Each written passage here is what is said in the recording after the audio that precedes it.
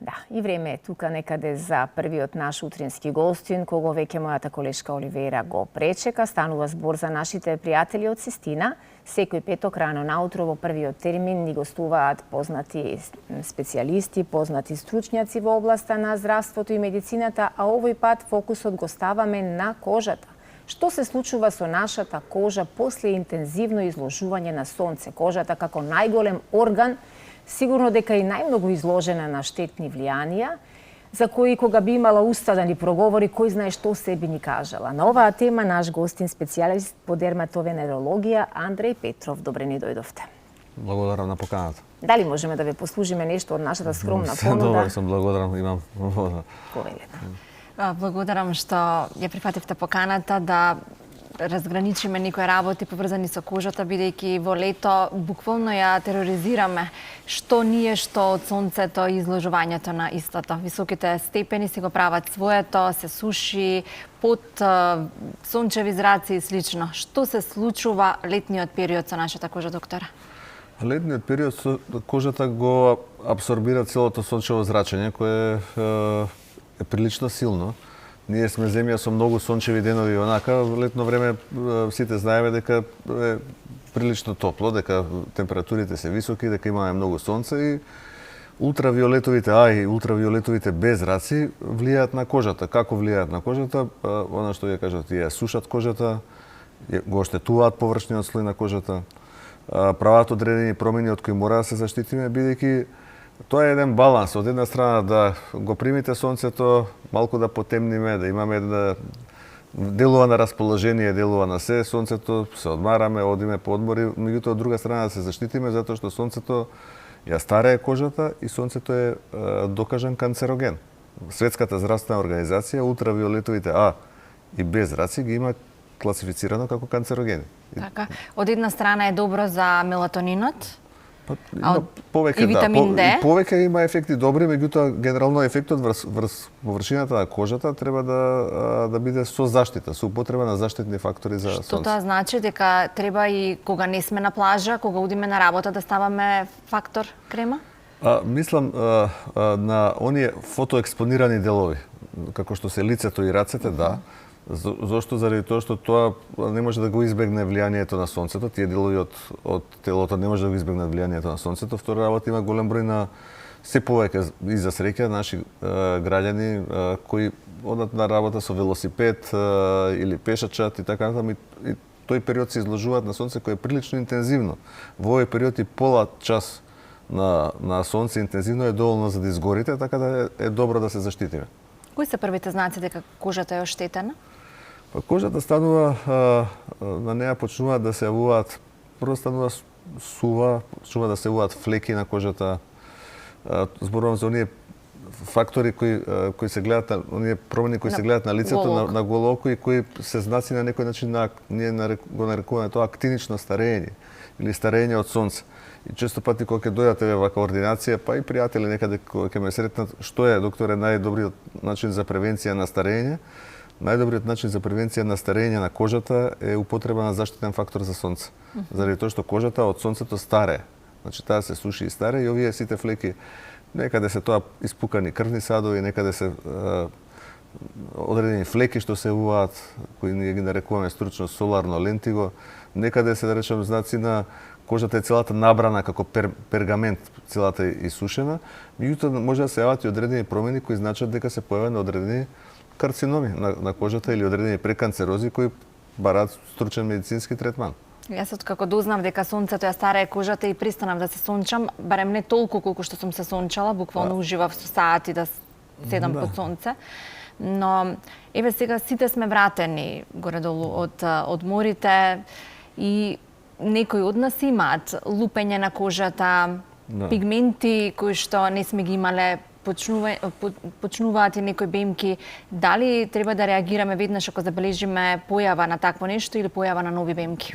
Ако видиме појава на нешто ново, што не ни е познато, задолжително треба да се отиде на доктор дерматолог, тоа да го утврди, да види за што се работи со клинички преглед. Денес има и модерна технологија, скоро сите имаат дермоскопи, Ние во нашата болница располагаме со дигитална платформа за дермоскопија, меѓутоа има и рачни дермоскопи, имаат некои од колегите кои исто така може да послужат да се детектира за што се работи, тоа е нешто што е задолжително, а за оние останатите работи кои ги спомнавте, флеки, проблеми на старење, тие значи дека кожата после летото треба да биде подложена на одреден третман. Тој може да биде козметички третман, може да биде ние често правиме обновување на кожата кај нас на болница со фракционен јаглерод диоксид лазер, кој стимулира нов колаген, може да се прави Морфеус радиобранова терапија на кожата со микрониделинг, со игли кои ги испуштаат тие микробранови внатре, значи има повеќе можности,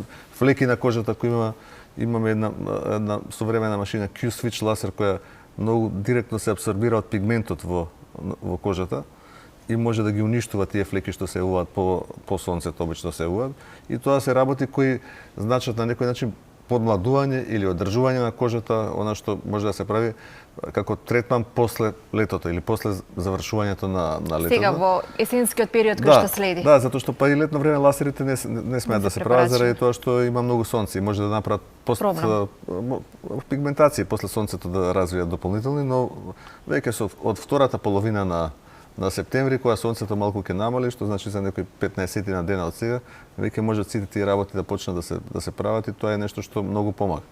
Така, значи сите треба да внимаваме и во есенскиот период да се дадеме таа потребна грижа и нега на кожата. И машки и женски. Да, не станува збор дека само жените треба да одиме на такви третмани. Да, има и мажи што доаѓаат, и тоа се повеќе, сепак повеќето се жени, што се нашите пациенти, меѓутоа има и мажи кои доаѓаат, апсолутно се повеќе.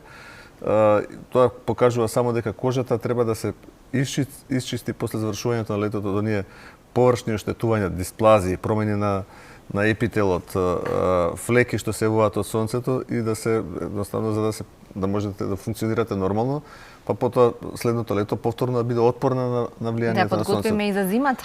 Која што и таа знае да се дава ефект. Да, и претераното студено време знае исто така да ја суши кожата, знае да предизвика одредени промени на кожата кои исто така се потребни да се превенираат со хидрирање на кожата. Кожата мора да се нанесува крем, да се нешто мачка како што треба летно време да се стават заштитни фактори за сонце, кожата треба и да се хидрира во исто време навечер, за да може да биде поеластична. Каква нега треба да, споменавте, кога ќе станеме, треба да се измие лицето и да се нанесе дневна крема која што ќе ни ја храни во текот на денот кожата, а навечер? Сите дневни кремови вообичаено, тоа е правило во Европска унија, имаат одреден процент на фактора за заштита од сонце, 20, 15 или 20. Меѓутоа, ако веќе ние одиме на сонце, тогаш треба да одиме со заштитен фактор кој е многу посилен, 50. Затоа што ние не сме исто што и Германија и Шведска, каде што сонцето е многу послабо. Овде е многу посилно сонцето, заради тоа треба фактор 50 да се употребува летно време. А навечер кога ќе се вратат луѓето, треба освен тоа што треба да се исчисти лицето, треба да се стави одреден хидрирачки крем, било каков и да е тој, за да кожата не биде сува, затоа што она се суши во текот на денот од страна на сонцето, особено кога сме на плажа, кога сме на одмор, и навечер треба да се исхидрира за да може да биде еластична, да не биде сува. Што се случува во текот на ноќта со кожата? Таа се одмара, како и целиот организам што се одмара, значи кожата се одмара и тоа е нешто што е процес кој е физиолошки, кој е нормален. Некаде имам читано дека во 2-3 часот на полноќ се отвараат порите и тогаш ја прима храната која што ја нанесуваме во форма на крем. Па кожата таа цело време диши, меѓутоа кога сме релаксирани, кога одмараме, таа едноставно како и целиот организам што се одмара и таа се одмара, кремот што е нанесен пенетрира полека низ тие отвори што ги спомнавте, пори на кожата, влегува, ја хидрира, така да тоа е нешто што го советуваме. Вообичаено има кремови кои се и со хиалурон, и со колаген натре, некои со витамин С, кои се користи за отстранување на оние површни пигментации, кои може да се користат, некои со ретинол, кои исто така се користат, така тоа е комбинација, различни комбинации кои може да бидат корисни и брчки и ги отстрануваат флеките и пигментациите на кожата. Така, значи освен тие третмани што ги споминавте што сега треба да ги превземеме после летото, а ги има во вашата болница, тоа се регенерирање на кожа, третмани за регенерирање, кои други апарати ги има? Имаме може многу да ги можности, искористиме? ние имаме многу можности, имаме 12 лазерски системи, машини за различни работи. Значи, вообичаено за различни работи се обраќаат. Сине дел доаѓаат за после летото за лазерски отстранување на влакна, за лазерска епилација, да речеме, што исто така летото не се прави заради влијанието на сонцето, меѓутоа веќе од септември е нешто што се прави. Има генерално луѓе кои најчесто доаѓаат за третман на лицето, на рацете, на подлактиците, на деколтето, на вратот, за подмладување кое го правиме со неколку различни системи. Има луѓе кои доаѓаат и за козметички третмани. Имаме козметичари кои работат со тоа, да. Имаме козметичар кој тоа го работи, така да го освежуваат лицето, меѓутоа генерално тоа оди секогаш како пратечки третман. Она што се смета за голд стандард, за златен стандард во подмладувањето на лицето и на вратот и деколтето, тоа е фракционен CO2 лазер, кој ние го работиме веќе 15 на години во болницата, меѓутоа имаме и други можности. Имаме комбинации што ги правиме со ербиум, комбинации што ги правиме со радиобранови. Така да има различни можности, зависно од типот на кожата, од тоа што се сака да се постигне, тоа треба да се процени. Так. Јас само би сакала да прашам, докторе, колку е индивидуална оваа промена на кожата? Има луѓе кои што ми се чини дека веднаш им се забележува сонцето на нивната кожа со одредени реакции, со црвенила, па и со пликови. Има луѓе кои што навистина некако како да е пријателски настроено сонцето. Да, тоа зависи од типот на кожата. Колку е кожата посветла, таа е не толку отпорна. Има луѓе со светла кожа, светла боја на очи кои вообичаено се подложени на сите овие проблеми што се јавуваат на кожата. Меѓутоа има луѓе кои се потемни, медитерански тип, кои имаат повеќе нив меланин, повеќе пигменти и се поотпорни. Но како и да е, и кај едните и кај другите, некакви оштетувања на кожата се постигнуваат, меѓутоа во право сте дека не сите еднакво реагираат на сонцето, но она што е карактеристично е дека дури и кај тие што не се гледа дека се создаваат одредени промени, сепак кожата треба да помине низ еден процес на регенерација за да се опорави од тоа агресивно влијание на сонцето, да.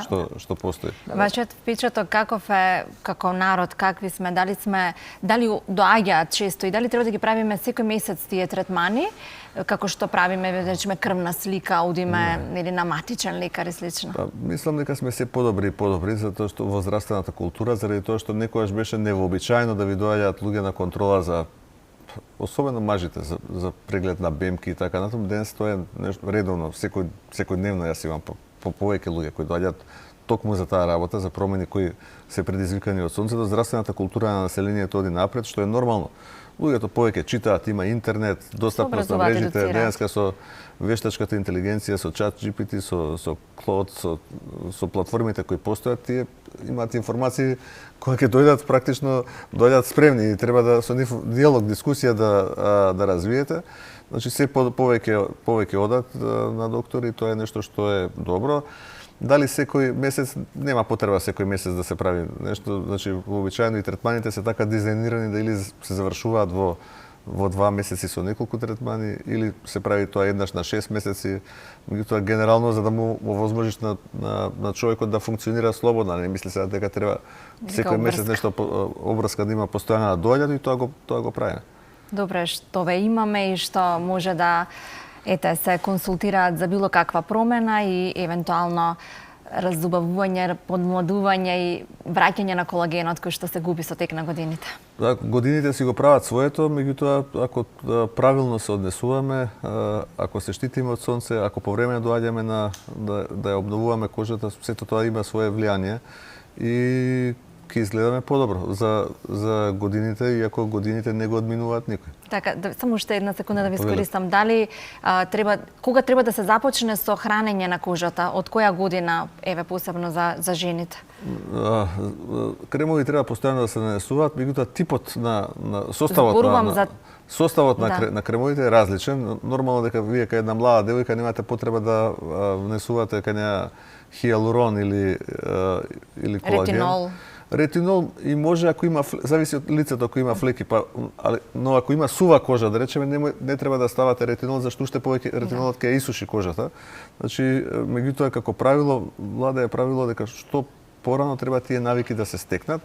Сега во типот на препаратот што се користи, има препарати за зрела кожа кои се советуваат над 40 Пишува и на самите креми 40 плюс 50 Да, плюс 20. 40-45 зависи како е која зависи од производителот, меѓутоа денес во Македонија се достапни практично сите овие светски брендови кои можат и во Германија и во Америка да ги најдат луѓето, така да со правилен избор може добро да ја заштитат кожата и да бидат задоволни од сето тоа.